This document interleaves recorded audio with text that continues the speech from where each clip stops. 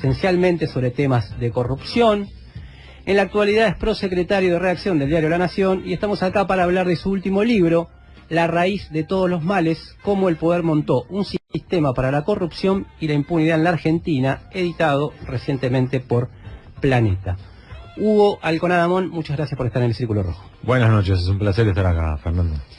Hugo, tuvo mucha repercusión una de las afirmaciones que inaugura el libro, aunque es muy denso y con muchos temas para abarcar, pero lo que dijo el presidente Macri a un grupo de empresarios en la campaña del 2015, cuando estaba recaudando para la campaña, a nosotros nos llamó la atención porque cuando decimos que en general se gobierna para los empresarios, nos dicen saquen esas cosas de los panfletos, muy panfletarios los de ustedes, los de izquierda, pero les pidió, necesito el 1% de sus patrimonios, porque si él llegaba a ser presidente, el otro 99% se iba como a valorizar. Y creo que le dicen blanco nada, ¿no? Sí, aquí lo que tenés es un doble eje. Primero, una verdad que es un secreto a voces entre los políticos y los empresarios e incluso los organismos de control, que es que una campaña presidencial cuesta 100 millones de dólares. Guste o no, eso es lo que vale. ¿Querés competir por la Casa Rosada con chance de llegar? Necesitas eso. Después puede cambiar la cifra, por supuesto, dado alguna reforma legislativa de último momento, o suponte ahora con la investigación del cuaderno de la corrupción, que eso puede afectar que muchos empresarios no se animen, o que la situación económica, todo lo que quiera, la devaluación. Pero esa es la premisa, y la tenés que juntar. Si no, terminás como en su momento, ¿te acordás, Fernando, de Lilita Carrió? Sí. Andando en un Renault 12 comiendo milanesas por las rutas patagónicas, ¿te acordás? Claro, entonces, mira que vos estás andando en un desvencijado autito por la Patagonia, tu candidato rival, que sí tiene el dinero para un avión privado, puede en el mismo día pegar 3, 4 provincias distintas. Esto por un lado. En ese contexto de los 100 millones de dólares necesarios, es que tanto Macri como Scioli, los principales dos contendientes, salieron a pasar la gorra. Y esto lleva a su vez a una exigencia, entre comillas, que era básicamente, ayúdame, pero ayúdame en serio. Es decir, no me des lo que te sobra de tu billetera. Vos sos un gran empresario, vos tenés espalda, poné, no te digo hasta que te duela, pero poné en serio para demostrar tu compromiso.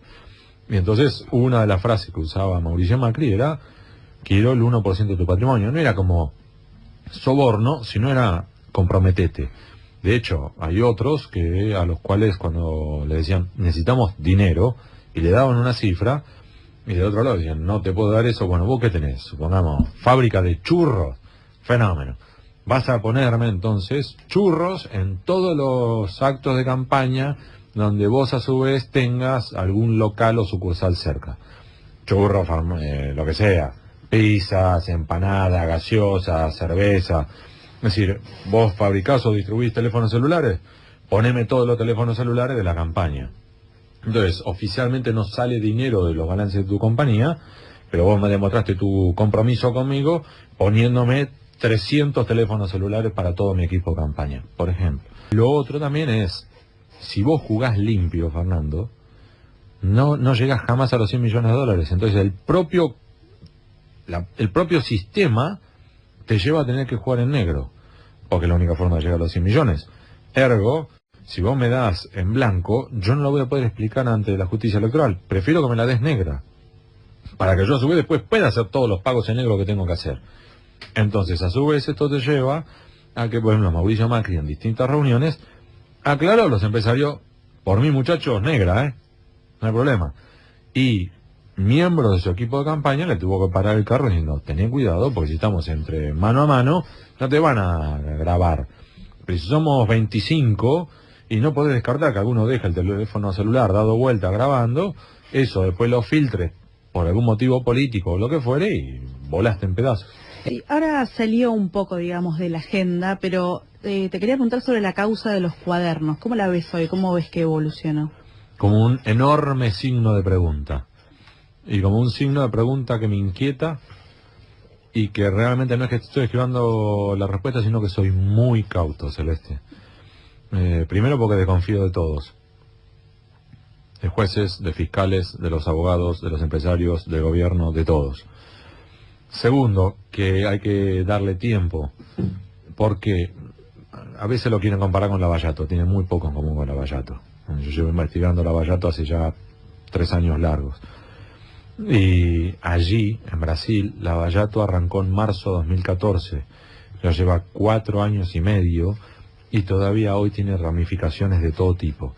Acá en la Argentina recién esto comienza, lleva, ¿cuánto? 2 meses. Digamos, desde que salió al público. Y te voy a dar un ejemplo de por qué hay que esperar. Tenemos que uno de los más grandes empresarios es Aldo Roggio. Él admite que pagó sobornos por los subsidios al transporte que recibió. Fenómeno. Lo convocaron después a Sirigliano, confirma también, pagamos sobornos. Fenómeno. Convocaron a otros 2 empresarios más de transporte, también admitieron. Fenómeno. Vos podés cerrar ahí, encapsular esto, y lo mandaste a juicio oral, opción 1.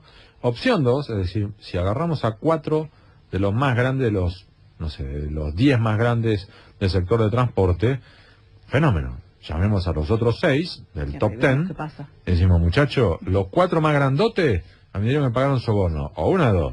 O ustedes también pagaron, o ustedes son unas águilas guerreras y estos son más grandotes que ustedes, pues son unos estúpidos. Explícamela. Digo, como un primer ejemplo. Segundo ejemplo. Hay que ver con las PPP, para los oyentes. Hay contratos que incluyen la participación pública y privada, y el privado a su vez tenía que garantizar el financiamiento. Ese financiamiento, porque están en los cuadernos y han admitido pago de sobornos, se cayó. Entonces ese financiamiento lo hay que suplantarlo de otro modo. ¿Qué va a pasar con eso? ¿Qué va a pasar con las empresas que participan en las PPP? Y lo último, por ejemplo, vos tenés un decreto que es el 1023/01. Invito a los oyentes a que lo busquen. 1023/01. El artículo 10 es el llamado, la cláusula anticorrupción.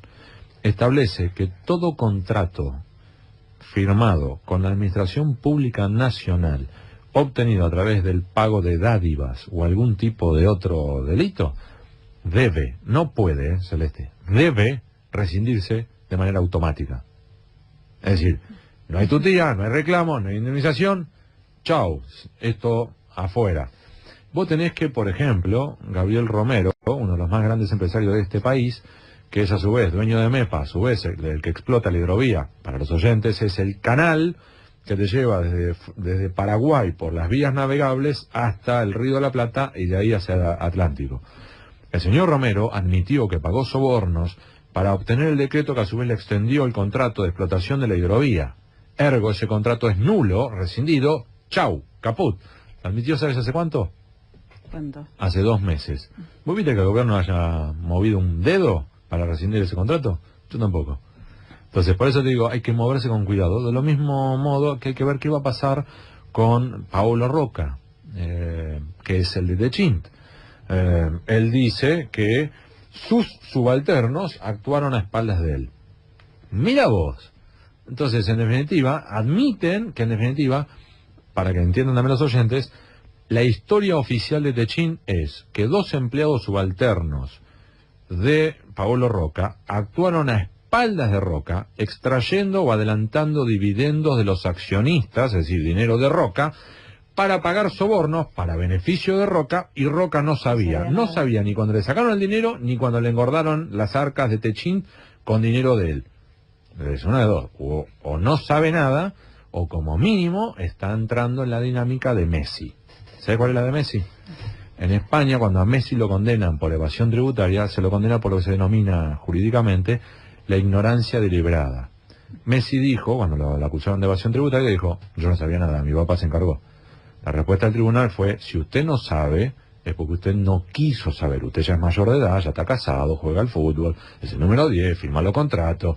Si no sabe, el problema es suyo. Y lo condenaron. Mínimo como eso tenemos a Roca. Yo veo bastante cancha inclinada, digamos, en la causa de los cuadernos, ¿no? Pero, por ejemplo, Fontevecchia dijo, el único objetivo de Bonadío es que Cristina vaya presa. Yo no sé si es el único. Nadie más. Y como que relató qué es lo que le decía a los que tenían que declarar. Yo ni siquiera sé si es el único. ¿Por qué te digo? ¿Y dónde están los banqueros que proveyeron los euros?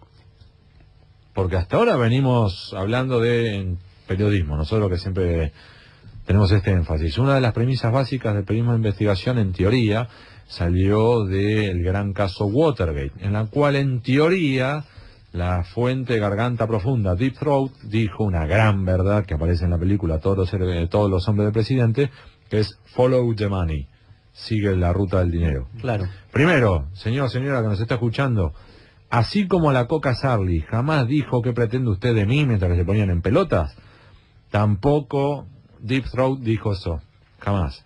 Dicho eso, Woodward, el gran periodista de investigación, dice, hay que hacerlo. Fenómeno, apliquemos ese principio acá en Argentina. Sigamos la ruta del dinero. ¿Por qué no la están siguiendo? Si en teoría los empresarios te traían pesos, Ernesto Clarence te los cambiaba por euros, esos euros ¿de dónde salieron? ¿Cuántos banqueros o financistas en la Argentina, Fernando, crees que pueden proveerte entre 2 y 3 millones de euros por semana para poder hacer esto si tenés que pedir las remesas al Banco Central Europeo? ¿Cuántas semanas pueden pasar antes que el Banco Central Europeo empiece a hacerte preguntas sobre este extraño señor que desde la Argentina pide más euros que todos los banqueros de la Argentina? Eso no funciona. Entonces, detrás de Clarence hay banqueros que tienen que tener una espalda. 2 o 3 millones de euros por semana son entre 60, mínimo, 100, 150 millones de euros por año. ¿Cuántos banqueros pueden pedir al Banco Central Europeo 150 millones de euros al año? ¿Vos viste que los fiscales o los jueces que están investigando contra la corrupción hayan ido por ese lado? No. Entonces hay varios que eventualmente acá están siendo protegidos. Y eso termina siendo reflexión, ¿no? Actúa más como una utilización política que como una causa judicial. Que yo creo que acá se mezclan una combinación de factores. ¿El gobierno está interesado en que la causa esta avance? Curiosamente, no.